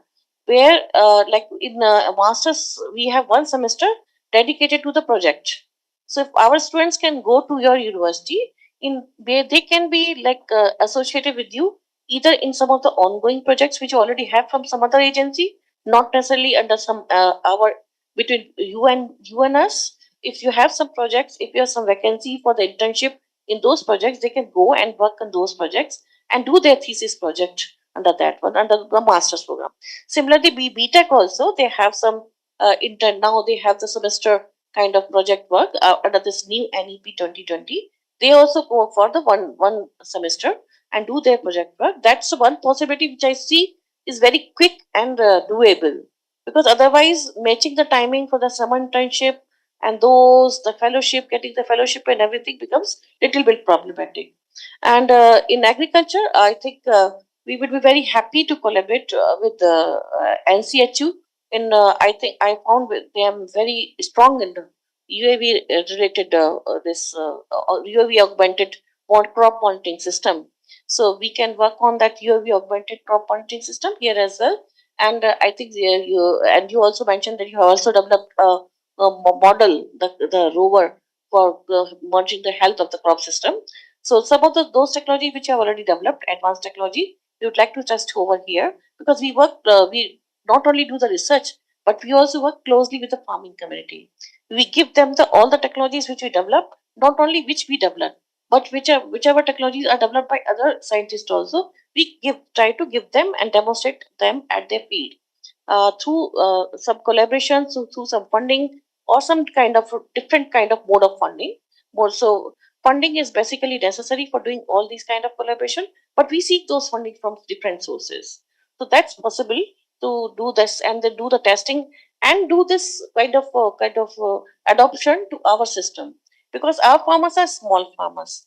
They have 2 acres kind of land, very small land area, where your farmers are very big, they own very big land. Similarly, your strength is orchids. Yeah, you have very strong group working on the orchids, and orchid is a very infancy here in India. If that kind of collaboration, that knowledge from about the orchid cultivation and everything, we have only one type of orchid which is selling across the India. Not many orchids like you. When I visited, I think there were 100 kind of varieties which were there in the president's room itself. There were 100 kinds of orchid plants were there. So that could be one other area where we can do. And then apart from that, climate smart agriculture is one of our a fundamental area we would like to collaborate. Then food waste valorization is another area. Functional foods, then plant health system monitoring, like or then also your this diagnostic, this genomic based diagnostics, for particularly for the viruses, is very difficult to monitor the virus. And once the virus is there, then you have to really uproot the entire crop. So that's a like whole lot. So we are trying to approach the virus diagnostic in 2 ways. One is the genomic approach, another is the like VOC, volatile signatures. Can we capture the volatile signatures by which we can sense the virus, is the entry of the virus in the plant? So those are another approach. Maybe we can complement each other. You can do the genomic part, we can do the VOC part, and then we can complement each other for the diagnostic, not only for the viruses, but also for the plant diseases and insects. J.T. Yang is a very good entomologist who is friend in NCHU. So we can do for the insect control also, insect pest management. So that could be another one. Then herbal research, because India is very strong in herbs. And so that could be using the herbal research, food as a medicine. Because rather than eating the medicine, why not to convert our food as medicine? So that could be another aspect. Then agrotourism, I think it's very well developed in Taiwan. So which is not so much developed in India. So how to develop that and enhance the income of the farmers through agrotourism? So what are the concept? How to make that agrotourism attractive to the farmers, and like design, like crop designing and all that. So that way we can also collaborate. And then I think you also mentioned that you have a close collaboration with Iowa and UC Davis. Some of these are like UC Davis is mainly the agriculture university, and Iowa State we have MOU with Iowa State University, and you also have MOU with Iowa State University. Can we collaborate? Can we have a triangular, that like trilateral kind of thing? So some kind of program which is a trilateral program. Similarly, UC Davis, I'm the alumnus of UC Davis, and we can very well use that system. So likewise, we can find out those area where you already have the MOU, and we also have the collaboration. So those collaboration can be encashed for enhancing our network. So these are some of the ideas. I think we can have one-to-one discussion with department to department through online or physical mode, whatever is possible, and then we can discuss out the more modalities during those discussions. Thank you. Thank you. And I think that we would also request you if you can get the visa rules. That if the students they are doing their internships or doing a semester or a year, and they want to then further work there, because I think that when we were there and we spoke to some of the very bright students like yourself who are doing their PhD or on a semester exchange or for a year, one of the issues came that how can they work there? So we would like to understand from you. If you want to comment now, you can comment now. But if you want to discuss it internally and then send us back, because this is one of the major concerns of the students. That if they are here, there large number of students would love to go. But I think that one of the major concerns, especially from the Indian perspective, is that whether they will be able to work there, and if so, what kind of visas. So if you want to comment on it, we would like to listen now. But if you want to do it later, you can send to us later all the rules. Sorry, one more thing which I want to mention here. 4 of our post-harvest students, they are doing PhD in NPUST with full fellowship from the MOAST. So they got the full fellowship and they are doing the PhD. And their dream is that do the PhD from Taiwan and then go for the postdoc to the US. So this is how they are dreaming to take the Taiwan as a launching pad to go to the US. So this could be another aspect which we can use. So Professor Handychand really helped in getting those students going to the NPUST. Thank you. Students from MIT and also from nanotechnology. There are about 7 who have done their PhD now. But I'm talking about a small exchange also. Let's say for a year they go for the master's program. So if they are doing the master's program there, will they be able to stay there? Or if they do a small program or internships, will they be paid the stipend? Because these are the practical questions. We are trying to create that network. At MIT, we have got in this very university about 40,000 students, and everyone has to do internship. So we are going to create a model where the students can go abroad and can do their internship. So one of the semester is on the apprenticeship or on the internship. But we'd like to understand from you what are the visa rules, how friendly it is, how easy or difficult it would be for you to absorb in the system. Sure, we will collect the information there. So for short term and for degree seeking and also for the scholarships and stipends, and we will create the metrics for that. Thank you. Thank you. Okay, good afternoon. I'm A.K. Singh. I represent FSTIA, MIT Foundation for Science, Technology, Innovation and Alliance. These are the groups which have been created by Honorable Founder President as enablers, because we work to strengthen the R&D ecosystem in the MIT group. And I think though we have many delegations coming, which we also participate, but I think in this delegation there can be a deadly combination. Why I'm saying? Because India is a agriculture driven economy, and that is drawing more and more attention now. And here we have a partner who is also very strong in agriculture or agriculture research, and that is overall value added by your strength in electronics. And that is the deadly combination for tomorrow. I think it has been a very detailed explanation has been given by various research areas by the professor from your side and Dr. Nutan Kaushik. I agree with them, but I feel these collaborations can take place. But we have to see the overall strengthening the relations between two organizations. Right. One is the student exchange, which is being debated. The other is the R&D. R&D in the form of, when we talk of the projects, exchanges, visits. When I say visits, because there are many mechanisms in Government of India by which they support the visit or exchange of faculty, like SARPSIRE, like WebHub. Recently, this is a scheme by a Department of Science and Technology, where the scientists of Indian diaspora who is working outside, they can come back and work for certain specific research problem, and the up and down, their stay in India and everything would be paid by Government of India. And in that, we I can share with you that MIT we could file about 12 applications, and Dr. Gurinder Singh, we could draw a lot of strength in filing the applications. So this could be one we can think of that.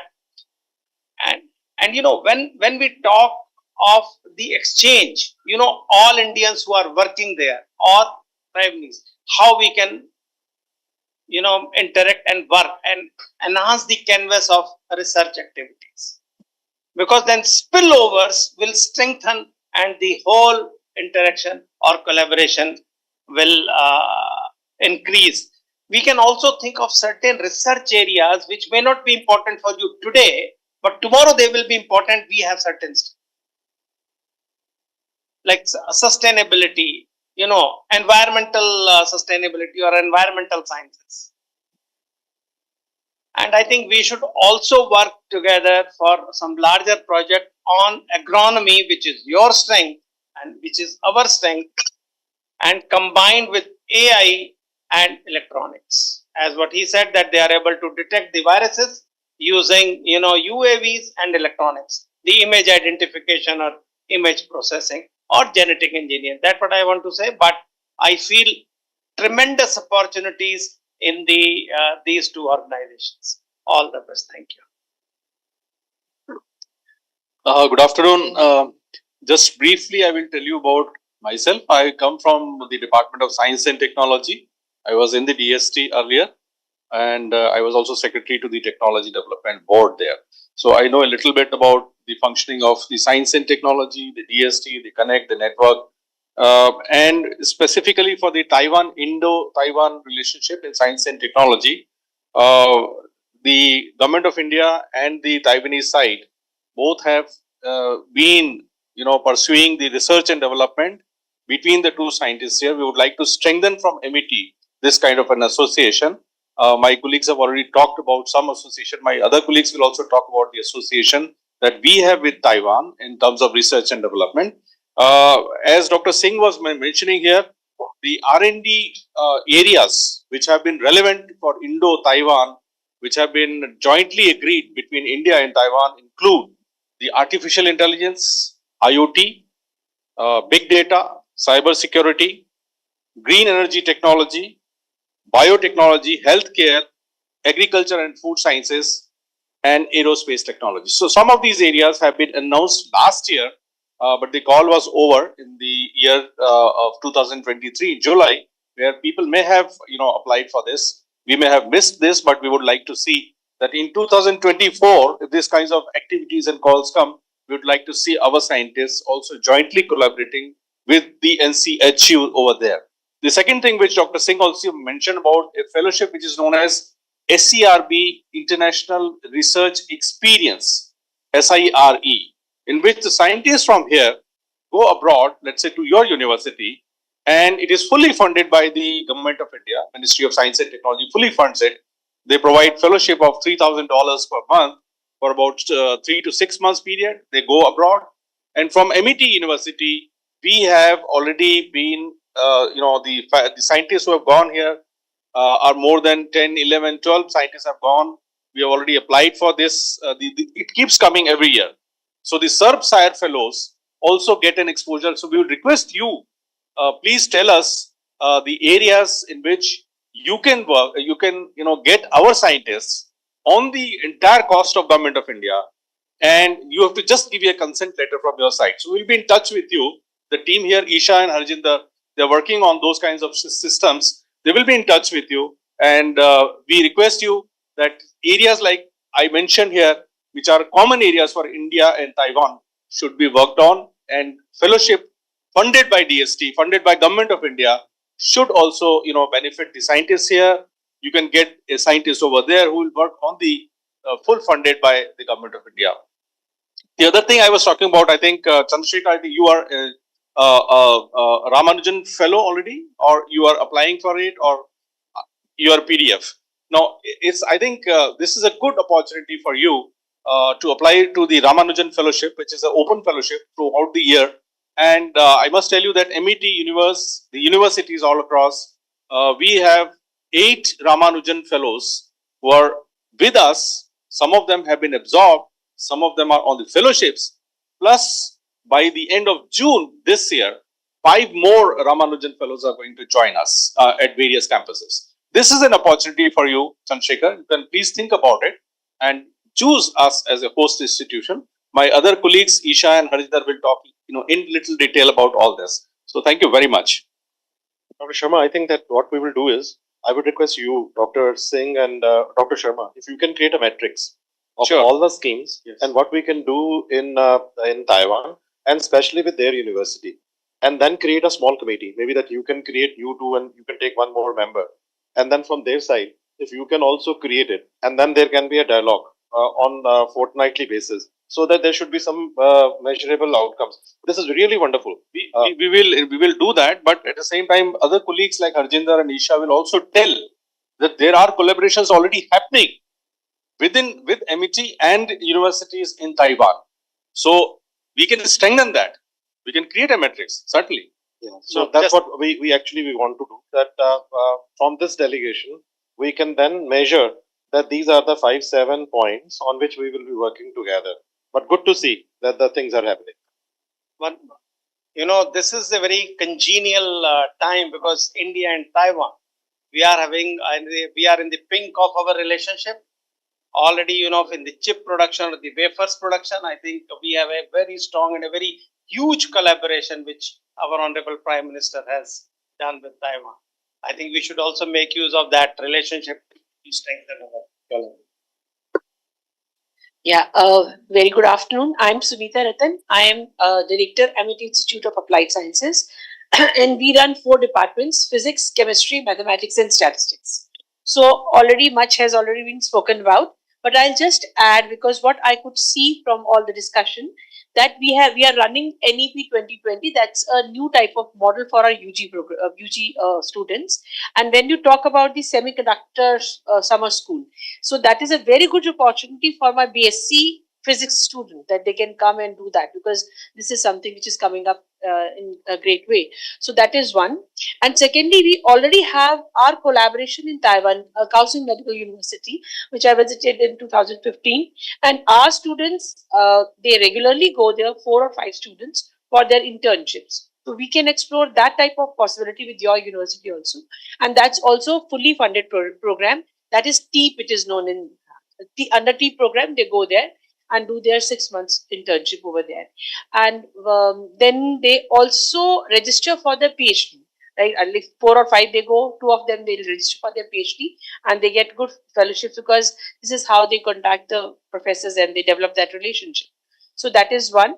And secondly, when I talk about the areas in physics and chemistry, environmental, as was mentioned, the environmental, a number of faculty members are working in environmental. So we can collaborate in that. We can submit the joint projects, because Indo-Taiwan projects are there. Because already we are having very good relations and very good collaborations in Taiwan. We've joint patents are there, joint co-supervision for our PhDs there. So I'm looking for a very good collaboration for co-supervision of my PhD students also, because that will open the gates for them to come to India and vice versa. So that is what I am looking for. And for MSc internship, as well as if their absorption for PhD. So that is what I see. Thank you so much. Namaskar and good afternoon. I'm Rekha Agrawal, representing MIT Institute of Information Technology. Our institute is part of ENT domain, engineering technology domain, and we run mainly courses based on the computer applications part, not core engineering. That is called MCA and BCA in India, Bachelor of Computer Applications and Masters of Computer Applications. We basically work in the applied fields like cybersecurity, AI, not the core engineering.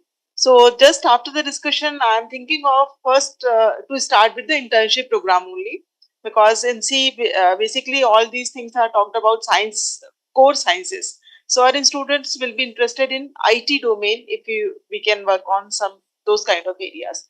Basically the application part of the IT domain. Thank you.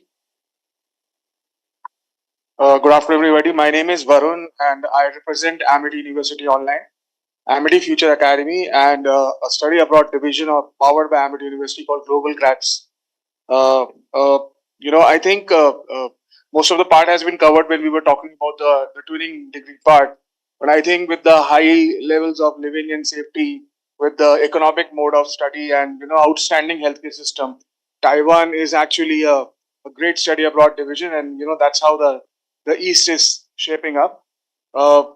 I'm sure with Taiwan scholarship scheme and Taiwan fellowship of MOFA, wherein you have this language enrichment program which you offer, which is a pre-degree Mandarin, and you enjoy the fluency of Mandarin. I think that should be the way forward, which can act as a pathway, because I think most of the programs taught, are I would say 30% English, and most of the part is Mandarin. So I think that could be one thing where, a student learns a new language and that can act as a pathway also in order to study abroad.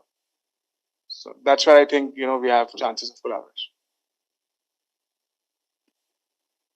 Good afternoon, everyone. Welcome to Amity University. This is Isha Sood, and I represent Amity Foundation for Science, Technology, Innovation Alliances as the Deputy Manager. As Sir mentioned, that we are working for various R&D schemes which are being announced by Government of India. So we can act as a catalyst to facilitate the scientists from both the organization to work for those schemes and strengthen the research ties between the two. Thank you so much. Good afternoon, everyone. This is Harjinder Kaur. I work at Aphistia. Just now, AK Singh sir has briefed about the S&T warriors, which our Honorable Founder President sir call us, and we facilitate science from this department. And I am very happy to share, just now as Dr. Neeraj Sharma sir was mentioning, that we have Ramanujan Fellows and Ramalinga and Wellcome Trust. These are very prestigious fellowship which the Government of India have announced previously. And Amity University at present is boasting 40 plus Ramalinga, Ramanujan and Wellcome Trust Fellows. And this is with the kind blessing of our Honorable Founder President sir. I'm very happy to share that two of our fellows, Dr. Ankan and Dr. Sekhar Datta, have done their postdoctoral fellowship from Taiwan. So we would be happy, to further collaborate with different university and one of your universities in Taiwan. And if any Indian scientists who feel comfortable in coming back, and do research, continue research in India, so we would be happy to facilitate our help to them. And other things like Surfshire and Vaibhav, we definitely would look forward working together. And as Gurinder sir has mentioned during his presentation about the series of lectures, monthly lectures which we can conduct, it's definitely, as per me and I think other senior members also, it will act as a bridge between your institution and ours, so that our faculty come across each other. And through this, I will close. And sir definitely will make the metrics and follow it up further. Thank you so much. Thank you. Thank you, Harjinder. I'll only like to add here that we have got 37 nationalities represented on campus, but we don't have a student from Taiwan. So we will be looking forward to getting students from Taiwan to spend time here, whether for short durations or for degree programs, because that is the litmus test of a mutually beneficial partnership. So we will request you to encourage your students to take advantage of the wonderful facilities that we have here. You see in the campus. So and let them come here. Start with the India Immersion Program, which is just a 4-week program, or we can custom build it for your requirement and get your students here. We'll be getting some UK students in July. Last year we got 26 students. This time we may get more. So we'll be getting 400 from Australia. Australia, this time. They are coming in November and December. We are getting 185 from UK. We are getting about 36 from US. And we want that you should beat all the numbers. Yeah, we should get more from Taiwan. That's the idea. So may I request? May I request you, please? So I think that thank you so very much. But we would request all of you if you can send your inputs in the form of what you want to do to Admiral Bhatnagar, who is very kindly coordinating everything. And then we will create metrics and we will forward it to you. But we will write some timelines and how we are going to achieve it, so that fortnightly someone from our office and someone from your office we can follow up. For every initiative, I would request that we can create a 3 members senior committee where youngsters can also be a part of it, and then we can follow up at the apex level that what we are achieving on month-to-month basis. Thank you. May I now a request for the formal ceremony of signing the MOU. This has already been signed by the president of NCHU. This is being signed now by the group vice chancellor. 2 copies.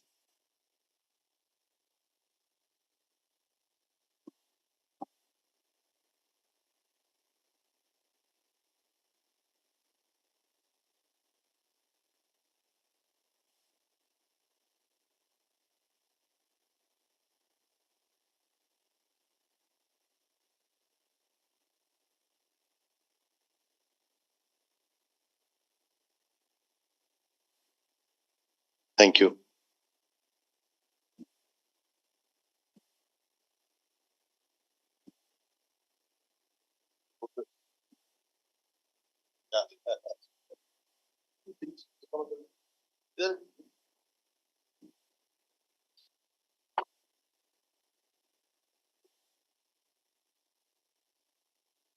Yes, sir.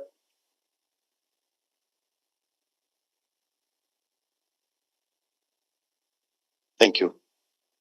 May we now move on to felicitation, please. Congratulations.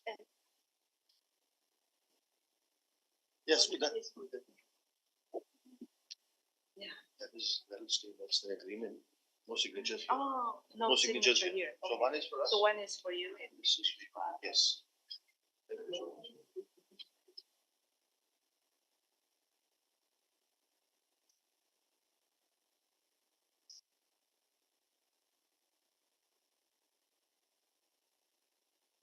Yeah, may I now request the Group Vice Chancellors to felicitate Dr. Chi.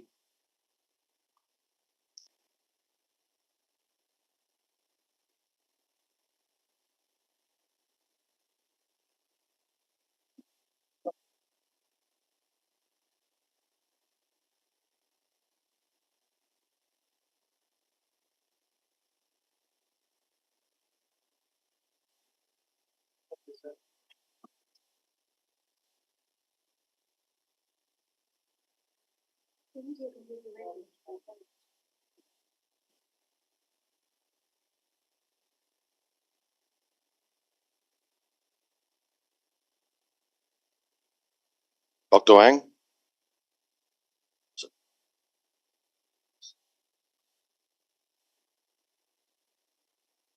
Professor Chen.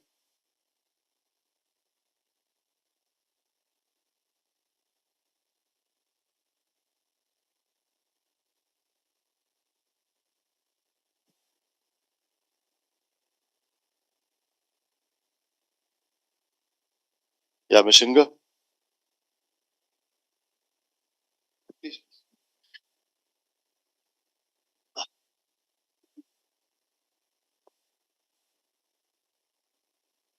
Dr. Chanchik, please.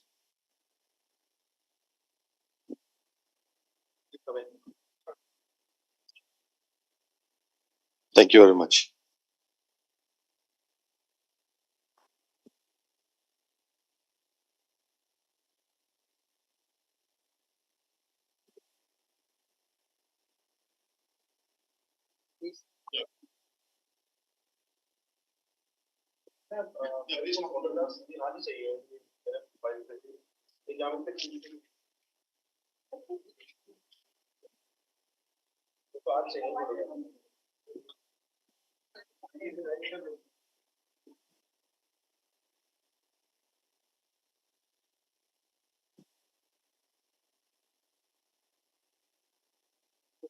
Yes, sir.